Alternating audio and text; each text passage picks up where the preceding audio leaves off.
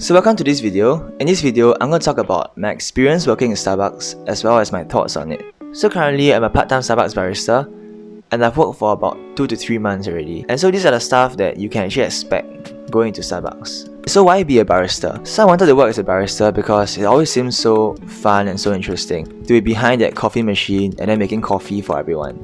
But then why Starbucks? This is because of a book titled Onwards by Howard Schultz.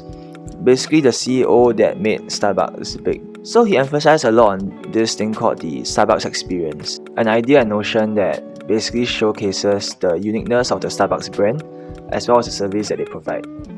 Hence, this is the reason why I wanted to join, because I was inspired by whatever he wrote in his book, and I wanted to see whether it's actually true and can I actually recreate this experience for customers.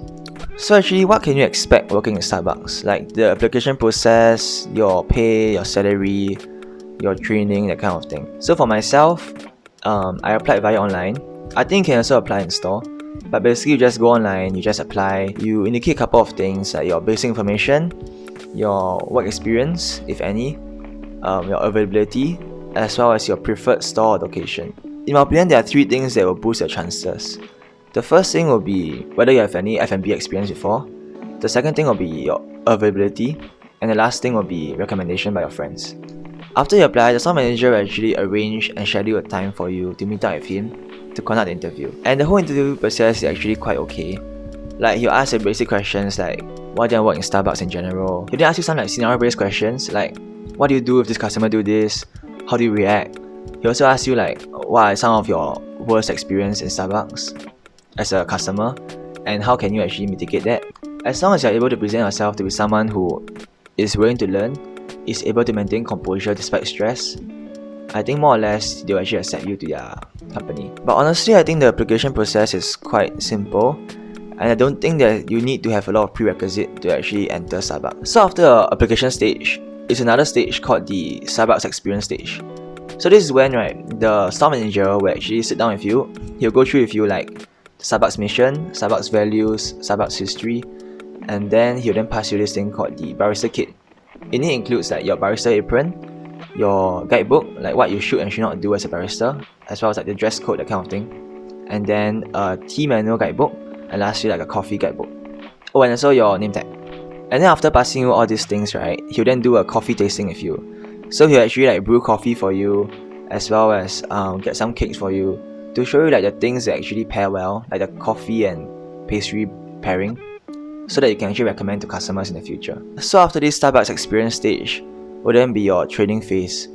The training stage has many components because as a barista, you're not just making coffee. Okay, so as a barista, you are doing coffee, you're also doing post, which means that you're assigning people to a seat, and then the third thing you do is something called the pause, which is basically like the cashier role, and lastly, food.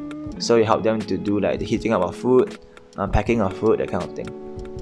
So these are the 4 roles that you actually have as a barista. So what to expect will be that the training is actually not that easy. To be honest, the making of the coffee is actually okay. Like, because a lot of things in Starbucks is automated, so it isn't really that difficult to make coffee.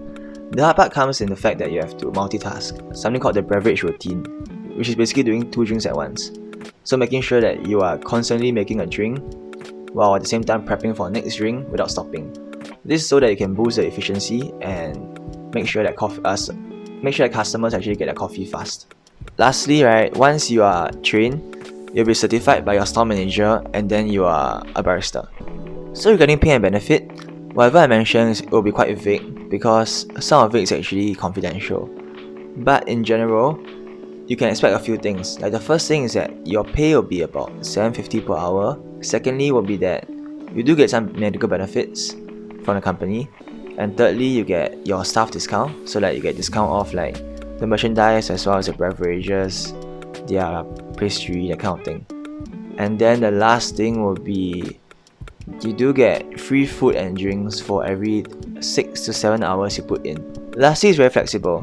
So actually, the minimum hours that you have to commit a week is actually 20 hours for a part-time barista. However, it differs based on your store manager. You can actually discuss with your store manager and then come up with a very flexible schedule for yourself. So personally, what's my overall experience working in Starbucks?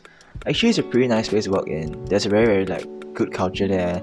People are very helpful, that kind of thing. So I actually enjoyed my time working there. Even though things can get pretty stressful at times, because it's quite hard to actually master that beverage routine. Furthermore, there are like many recipes as well as like food items, food marks that you have to remember. So these are all stuff that's a bit stressful.